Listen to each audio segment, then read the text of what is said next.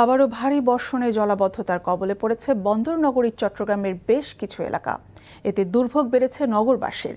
গত রাত থেকেই টানা বৃষ্টি হচ্ছে চট্টগ্রামে। এরই মধ্যে সকালে অতি ভারী বৃষ্টিপাতের ফলে নগরীর বেশ কিছু এলাকায় জলাবদ্ধতার সৃষ্টি হয়েছে। আবহাওয়া অফিসের তথ্য মতে আজ সকাল ৯টা পর্যন্ত পূর্ববর্তী ২৪ ঘন্টায় ১৮৯ মিলিমিটার বৃষ্টিপাত রেকর্ড করা হয়েছে, যার মধ্যে সকাল ৬টা থেকে ৯টা পর্যন্ত ৩ ঘন্টায় বৃষ্টিপাত রেকর্ড করা হয়েছে ১০৯ মিলিমিটার। সাগরে মৌসুমি বায়ু সক্রিয় থাকায় আরও ২ থেকে ৩ দিন বৃষ্টিপাত অব্যাহত থাকতে পারে বলে জানিয়েছে আবহাওয়া অফিস। এর আগে গত ৫ থেকে ১২ জুলাই অতি ভারী বৃষ্টিপাতে নগরীর বেশিরভাগ এলাকায় জলাবদ্ধতার সৃষ্টি হয়। চট্টগ্রামে জলাবদ্ধতার খবর জানাতে সেখান থেকে সরাসরি যুক্ত হচ্ছেন সহকর্মী আরিজ আহমেদ। আরিজ, টানা বর্ষণে চট্টগ্রাম নগরীর চিত্র কেমন দেখছেন এবং এ ব্যাপারে আবহাওয়া অফিস কি বলছে?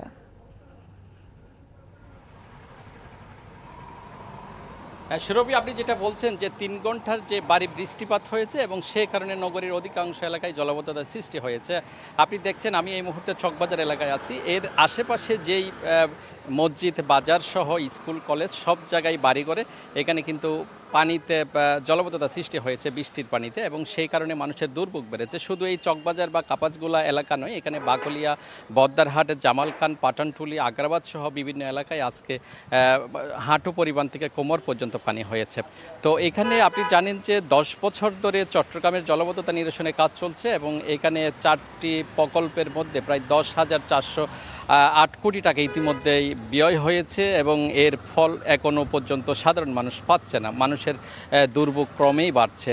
তবে প্রকল্প পরিচালকরা আমাদেরকে যেটা বলেছেন যে এটি হয়তো আগামী বছরের ফেব্রুয়ারি নাগাদ তাদের প্রকল্পের কাজ শেষ হলে প্রায় ৯৮% তাদের কাজ শেষ হয়েছে এবং পুরোপুরি শেষ হলে নগরবাসী এর সুফল মিলবে, এমনটি জানিয়েছেন।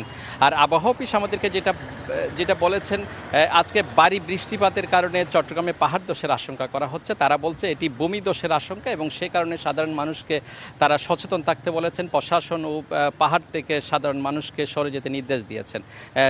সুরভি, এই ছিল এখানকার সর্বশেষ। জানছিলাম চট্টগ্রাম থেকে জলাবদ্ধতার খবর।